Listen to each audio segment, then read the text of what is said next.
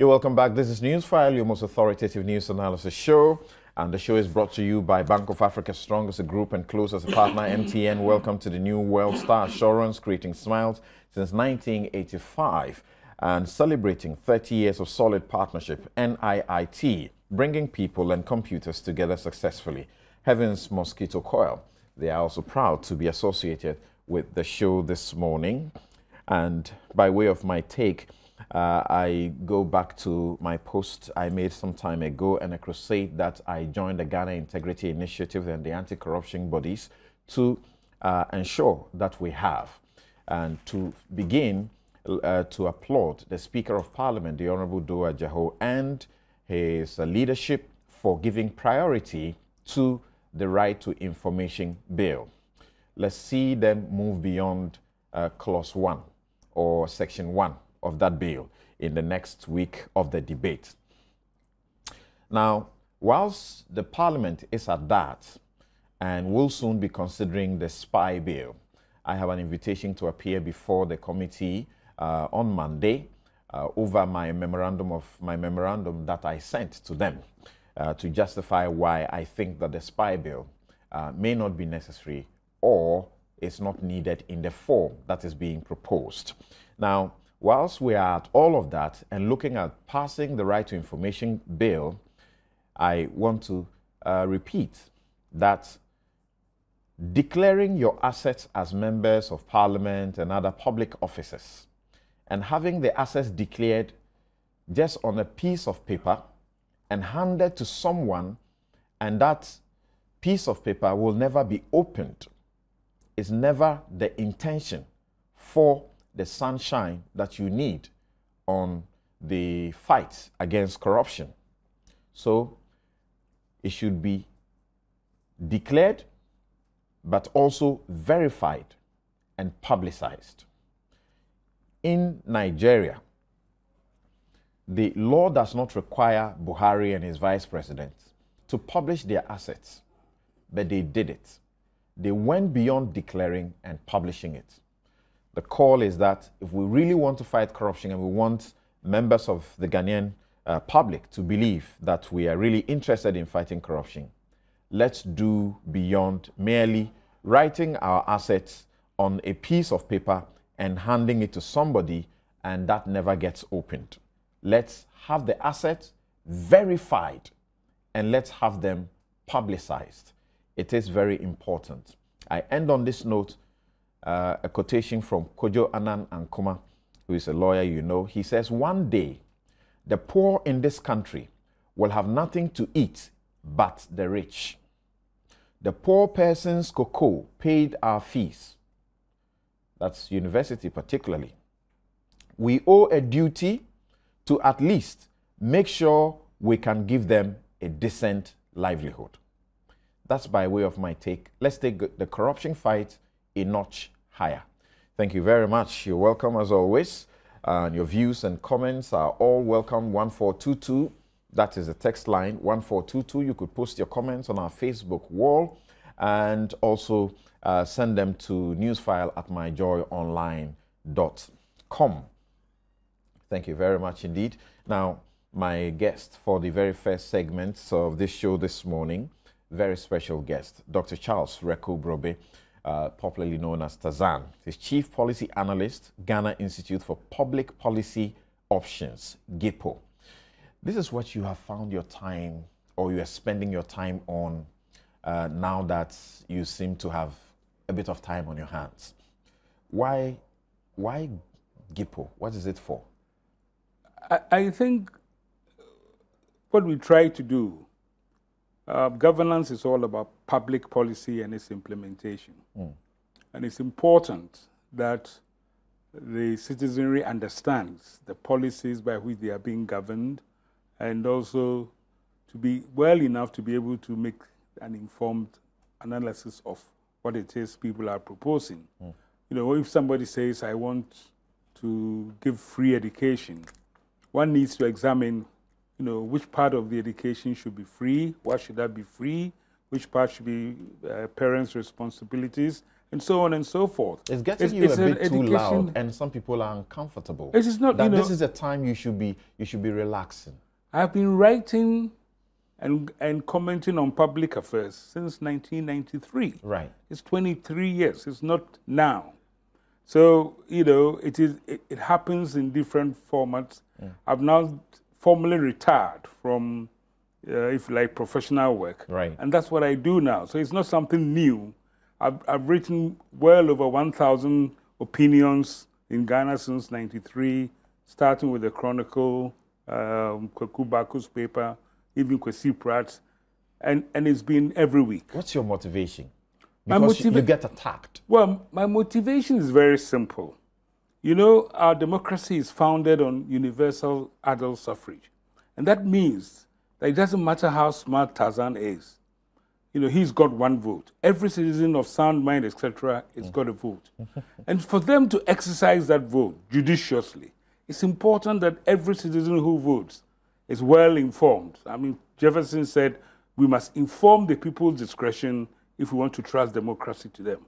So the whole idea about writing is not to sound off, but to actually contribute to the education of the people. But of course, unfortunately, part of the politics has become so partisan that your writing is only viewed in terms of whether you support us or you don't support us, instead of actually looking at, are they making sense? Are they explaining? Are they educating?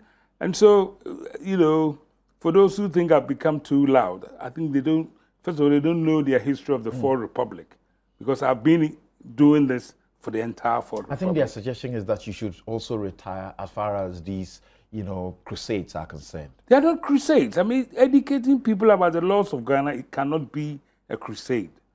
A crusade, when I was younger, I used to march on the streets. I used to set up radio stations in my bedroom and things like that. Those things I don't do anymore. But right. I think everybody also says, why don't you share your knowledge? Why don't you share your experience? Right. And my writing on politics is not a hobby. I monitored the first election in 1992 on behalf of the NPP. And then led the NPP team that did the first registration in 1995.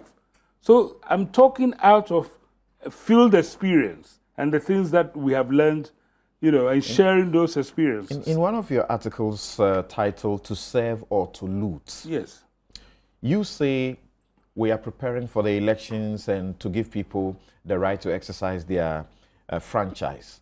However, you say, unfortunately, the processes employed by politicians is so corrupt and tainted that it substitutes the intent of our constitutional right from the word go. Those who seek to lead their own parties buy the allegiance of those who decide. The leaders and parties who then compete for our mandate do so by literally buying the votes through direct and indirect inducement. Then you come down to suggest that when power has been obtained, it is time to recoup the investment made to buy the votes, reward those who contributed to the investment by offering juicy contracts and positions. You seem to suggest that the whole electoral process and the quest for power really in this country is not for service. It's not a noble cause. And when I used to be a pundit and sit here and talk, I had a program called Politics and Corruption. And I had two very, very eminent MPs to tell their own story about the processes they had to go through. I had political experience in other dispensations. And when you go and knock on doorsteps, there's a perception that you're offering yourself for public office, and other people who think you are deserving and worth supporting go out with their tin cans and collect money to support your endeavor. I mean, here, it's an entirely different thing. At every stage, whether you are standing for constituency chairman or regional chairman or national chairman or whatever position, the electorate that you are dealing with expect you to pay. And I remember when I was standing for national chairman of the NPP, and I went to one meeting one morning, and the meeting was packed, full of working people, and I was praising them and saying, that's dedication. And the chairman said to me, no, they heard that you are very generous, so they must be here. And the law is that if you are not here, you don't partake of the booty. And you see at national campaign level, suddenly, corned beef and soap and things. Nobody is actually making it important. The issue of going out to persuade people to allow you to develop them or give them opportunities so they can develop themselves. Is it the funding of the parties, the manner of the funding that you have a problem with, or it's about really your thinking that we look for political power to serve ourselves and our immediate, party people and not the generality of the Ghanaians? Both. You see, because people have to go and manufacture money to actually buy the political power. When they get the power, they have financiers to support. They have people to give away power to. It is not public service in its most noble sense. It's public service, and you've seen in the Fourth Republic the massive development of people when they get into political power. That actually, their colleagues see them and said, well, how did they make it so quickly?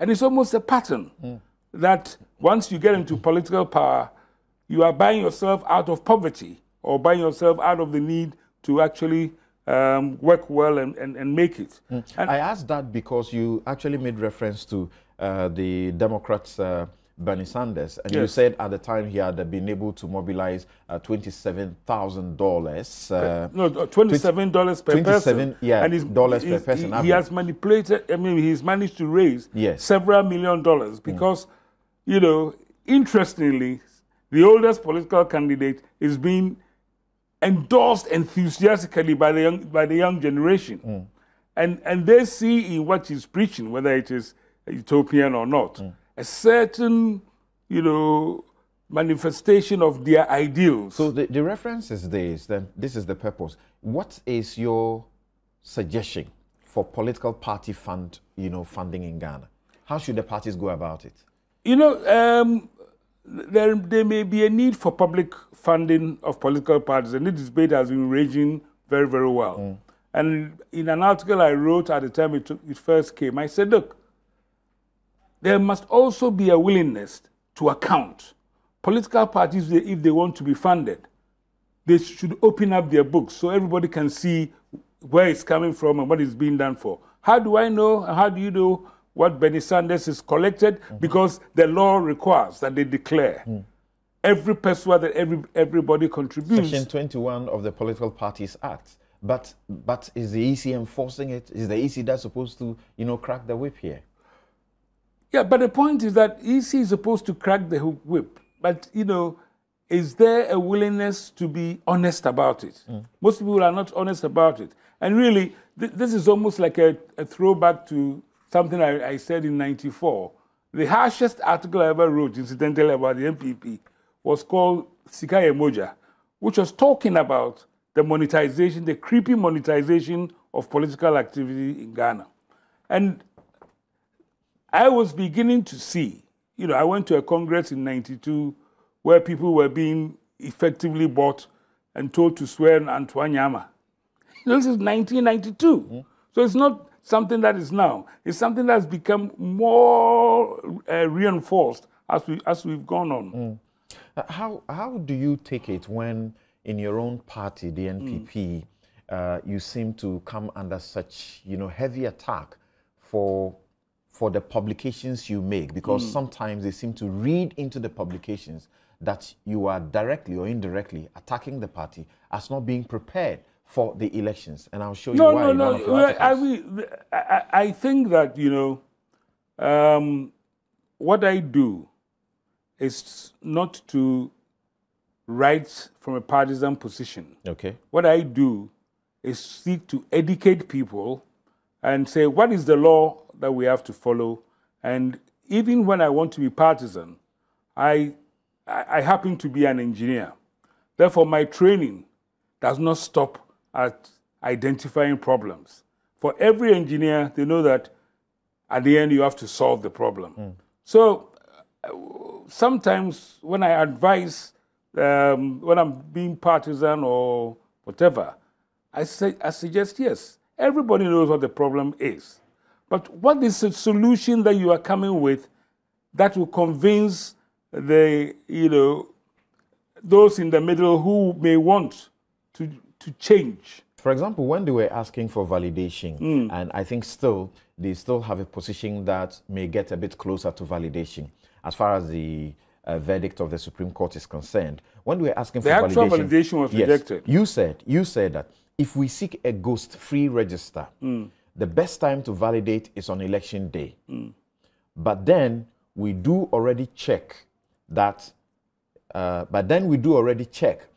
Your thumbprint machines matches your biometrics on the EC's database. Yeah. However, the joke is that the most trusted instrument for vigilance, in quotes, no biometric verification, no vote, has been unanimously jettisoned by the competitors in favor of the totally irrelevant argument about validation and what constitutes a credible register.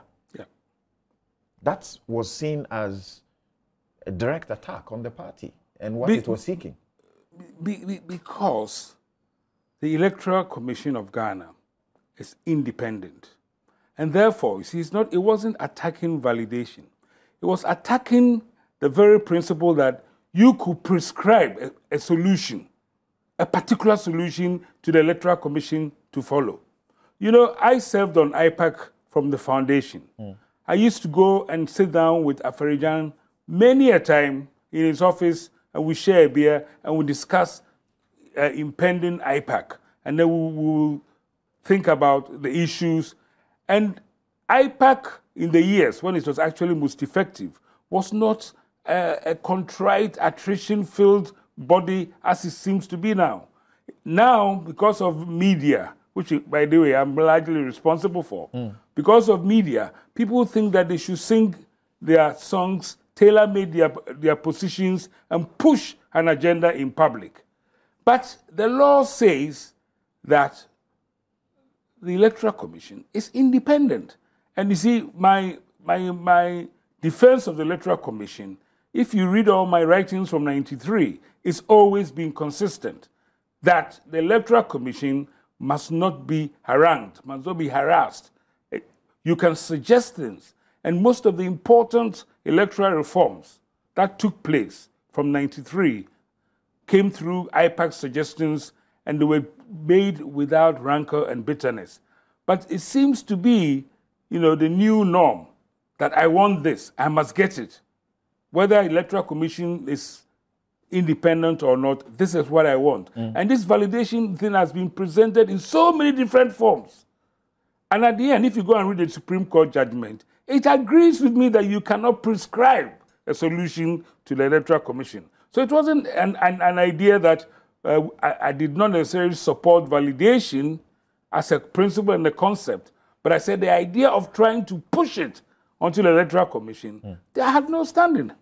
Great. If you're just joining us, having a very lively, interesting chat with Dr. Charles Wereko Brobby, who is the Chief Policy Analyst at the Ghana Institute for Public Policy Options, GIPO. Now, let's fast forward quickly to recent times, and you seem to suggest that the EC is doing everything right. It is the parties who are bad players. You have actually been accused as acting as the mouthpiece of the EC. But because, like I said, I've been accused of that since '94. The very first article I wrote about the EC was called Afarijan. When he was being attacked, for everything that was wrong. I have written consistently on those things.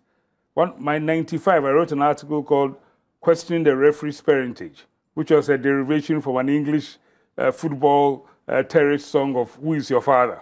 Yeah. So that those who do not know and are not au fait with my writings over the years will think that suddenly I'm trying to win Charlotte Osei's heart or something, and therefore I become a pundit for the EC. Nothing of the sort. What would be the purpose if you sought to win her heart? Because you are not, your party is not in the running. So why would you want to seek to win her heart? My party, you see, my party actually is not a party anymore. I wrote to Afarijan in 2002. It is still on the EC's website. Well, that is their problem, and that's one of the, that's one of the problems. You see, we seek to act and behave as a country run by laws. We have absolutely every conceivable law that we can get. But those who must implement the laws refuse to implement the laws.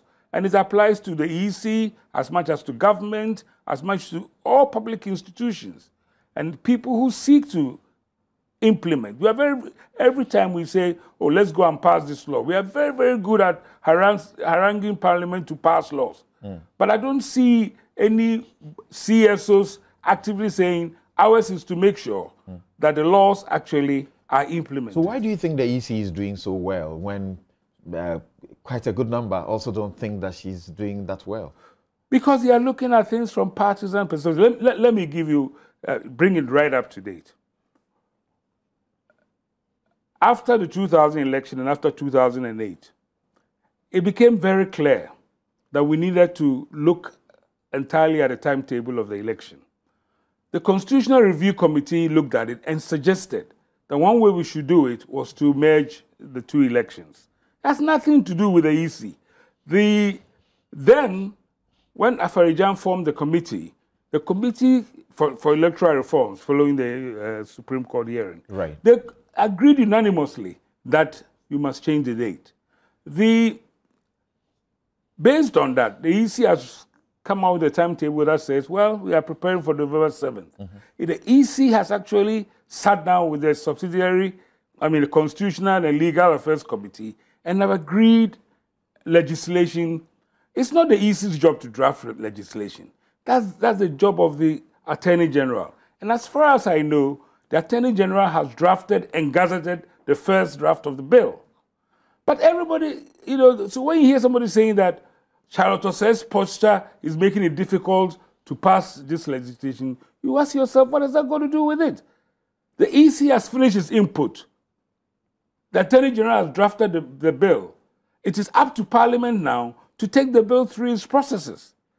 The genesis of this bill goes right back. The EC is criticized for focusing on the non-essentials when it has very important elections ahead of it.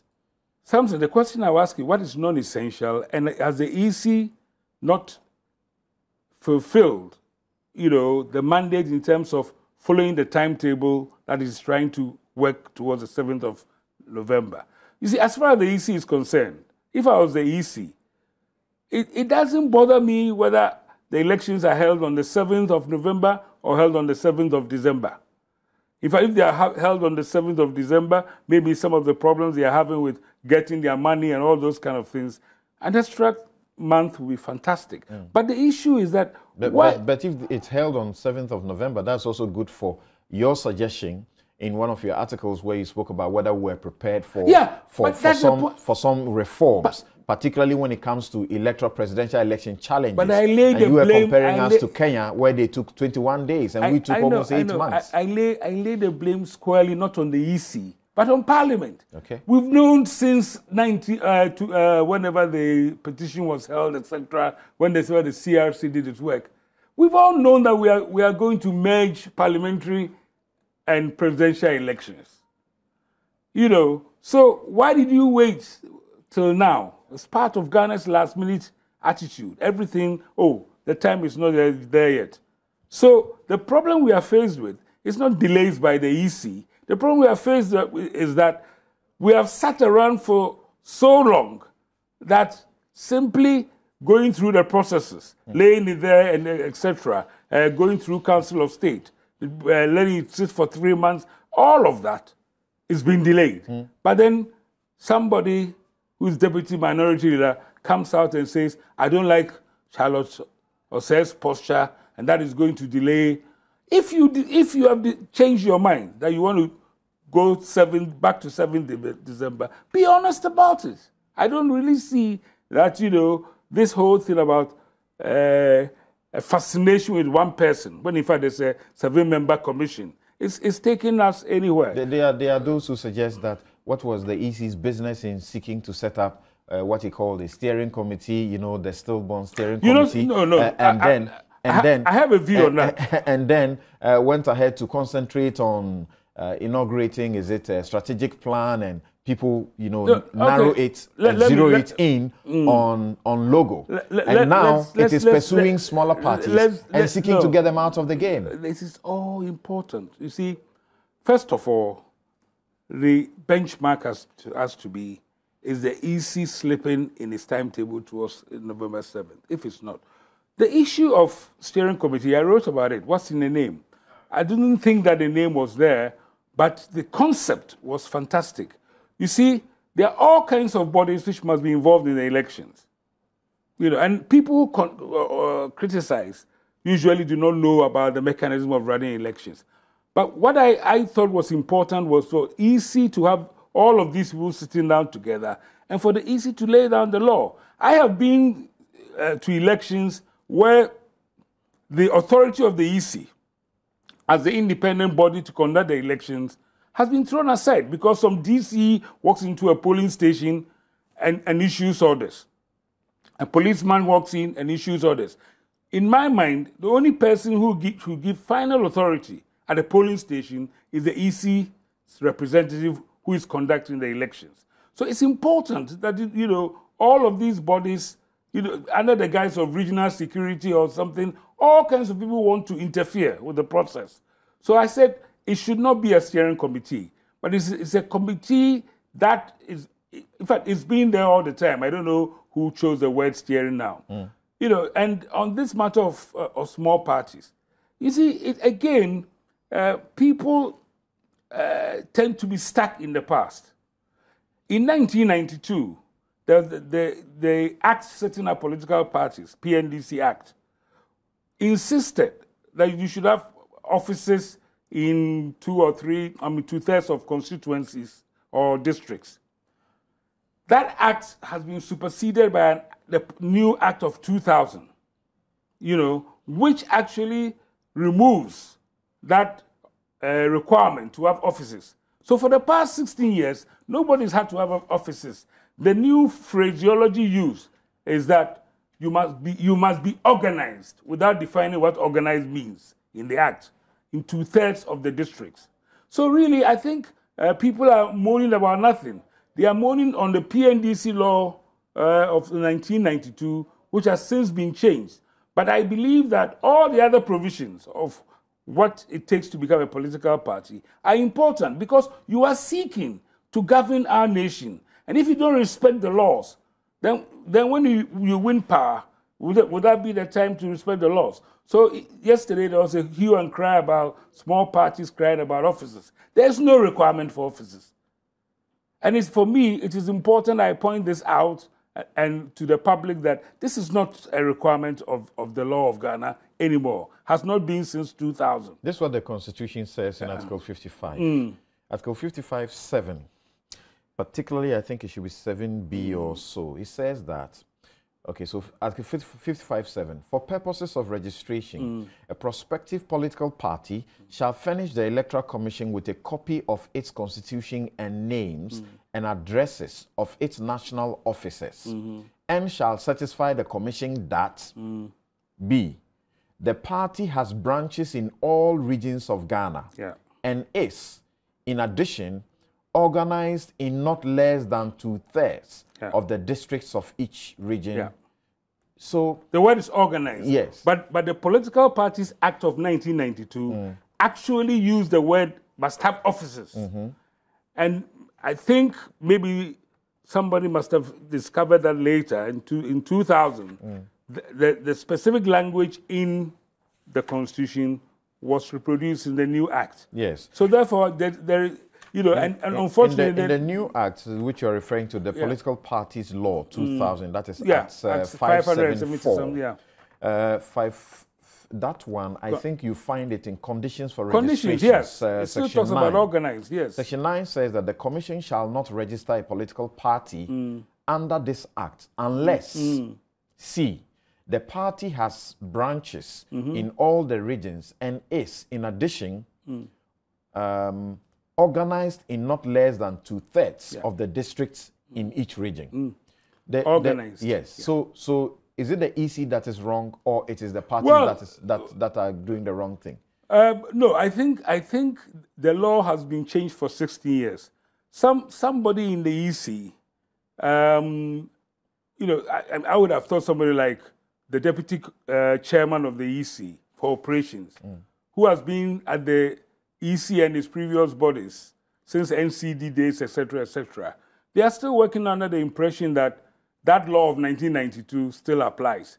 So they actually went to Parliament with a budget to ask for money to go and inspect offices. I'm sure in the districts. I'm sure you read about this. Part of the budget that they went to Parliament for said they are going to inspect to ensure that the law is obeyed and so you must have offices. So you agree with the smaller parties that this is a wrong interpretation of the law? But not a question of agreeing. I'm actually advising them that they have nothing to worry about because the law doesn't require them to have offices. They are worrying about the fact that, the EC is going to inspect the offices and cancel. But I think that they should be organized. They should have...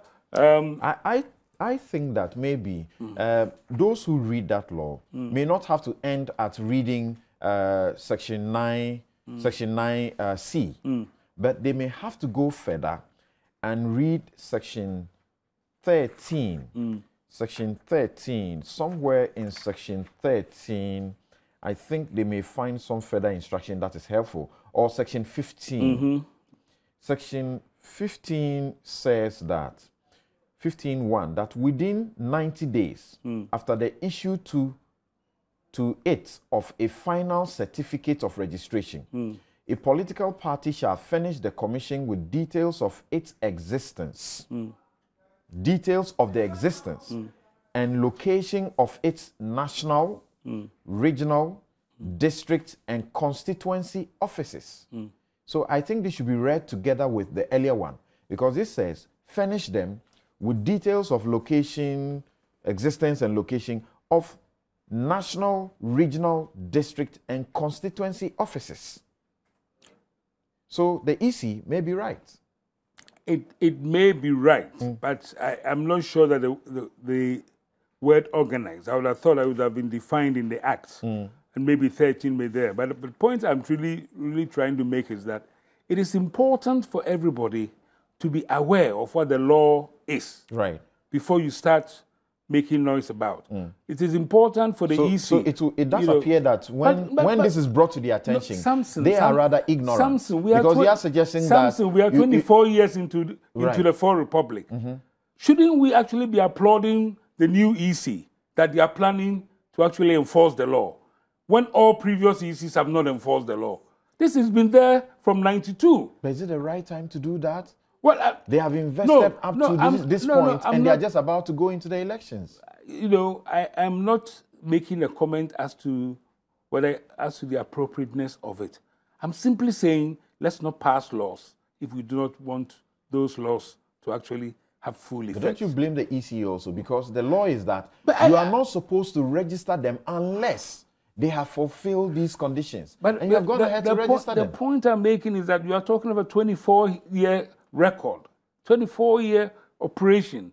Is that to be blamed on Charlotte Osei, who was probably in Wesley Girls High School at the time? No. You see, so there's that fixation, which seems to be crystallized around hitting all problems onto one person. When in fact, the record, the first small party that was set up was called the Ghana Democratic People's Party, Republican Party, set up by Citizen Kofi, who never even went out to campaign. He's still on the books. He has been on the books for 24 years. And if Charlotte Osei comes and says, I want to take them off the books because they are not in fulfillment of the law, people say, what's this person doing? I mean, I'm particularly surprised, for example. For example, Nana Kunedi is complaining. Well, who passed the law? Who passed the BNDC law in 1992? It was the PNDC. But now the reference is a 2000 political parties law. But there's been 16 years of non-compliance. And somebody comes along and says, I want to comply. That's what the law says. and I want to comply. And then suddenly we are making... We'll be joined shortly by Kweku Bako, Dr. Kwesi Jonah, George Lowe, who is MP, and also on the Constitutional, Legal and Parliamentary Affairs Committee, and will deal with matters to do with this particular issue, and also the verdict, the judgment of the court, which you say requires clarity. You really think there's need for any clarity? Yes, I mean, and I'm glad that yesterday my colleague and our friend Ace was on your Joy program, and he actually agreed that both parties should go. You know, the Supreme Court is the apex court. Right. It has been charged with interpreting the Constitution, and enforcing where there's conflict. And so when you make a judgment, and some people say it's half full, and some people say it's half empty, and it's not very clear to all the parties who are involved in the case, I think it requires clarification. It is not to say that, you know, one part is correct or the other part is right. And, you know, I know you are being modest, but yesterday... Because we'll deal with that, let me just pick your very final comment on this issue, and then we'll move on. We'll take a break and we'll return, and we'll have you in the studio. We'll deal with what should be clarified in that particular judgment. But you have said that the presidential debates, that the involvement or the coming onto the table by NCC ought to be applauded. How so? Well, because you see, IEA is a private civil society organization. It is free to make its own rules. It has done tremendously well to the extent that the debates it organizes. You know, everybody seems to want to be part of it. But you cannot enforce rules on it. But the NCC has been doing parliamentary debates. It is a statutory body. By the laws of Ghana, as soon as candidates are declared, whether they are party presidential candidates or individuals, the law requires that they are offered equal time by the state media and state institutions. So you can insist that at the NCC, actually, if it so wants, be allowed to organize presidential debates in which every candidate can say who want to be part of it. But I see, you see, its role in complementing at the presidential level what IEA does, which is that for most of the people in this country who will vote, the English language is not a requirement under Article 42. But having presidential debates in English, it may suit a certain chartered educated class, but their vote is not worth any more than the people who don't speak English. So if the NCC and related bodies could translate the debates into local languages, but focus still on the parliamentary debates which they can conduct in local languages at the constituencies, I think we'll get the best of both worlds. You know, again, I said, everything that you comment on, you start off by saying, what does the law say? The law does not require a private civil society organizations to fulfill constitutional mandates as to presidential candidates and what they should do. Interesting thoughts. And we are taking a break here. When we return, I'll have the full house and we'll continue with the discussion, particularly starting with the Supreme Court's judgment and the EC's interpretation of same as against what the plaintiffs think is the right position. Remove names of people who registered in 2012 with NHI cards. They say, no, that is not what the judgment commands them. Also, the EC's intention to get rid or ban political parties that do not have offices in the districts. How is that going to pan out? We'll come back, deal with all of those matters and those that are related and important to the matters of elections coming up. We'll be right back.